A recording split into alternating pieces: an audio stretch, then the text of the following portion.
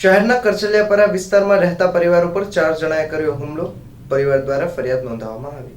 ભાવનગર શહેરના કરચલિયાપરા વિસ્તારમાં રહેતા સુખાભાઈ રતિલાલ યાદવ દ્વારા એવા મતલબની ફરિયાદ નોંધાવવામાં આવી હતી કે તારીખ 2/1/2024ના રાત્રિના 8:30 વાગે તેના દીકરા આશિષ સાથે 4 વ્યક્તિ રાહુલ જયંતિભાઈ મકવાણા, જીગર જયંતિભાઈ મકવાણા, લાલો ચંદુભાઈ ચુડાસમા અને રાહુલના માસીનો દીકરો દીપક, આ ચારેય જણા તેના દીકરા આશિષ સાથે ઝઘડો કરી ગાળો દેતા હોય સુખાભાઈ વચ્ચે પડતા ચારેય શખ્સો દ્વારા ઉશ્કેરાઈ જઈ ઢીકાપાટા વડે મારવા લાગેલ. આ ઉપરાંત સુખાભાઈના પત્ની અને ભાભી વચ્ચે પડતા રાહુલે હાથમાં ધોકો લઈ બંને જણાને ધોકાથી મારવા લાગતા લોહિયાળ ઈજાઓ થવા પામી હતી. આજુબાજુના માણસો ભેગા થતા ચારેય ઈસમો ભાગી છૂટ્યા હતા. ઈજાગ્રસ્તોને સારવાર અર્થે 108 મારફતે ખસેડવામાં આવ્યા.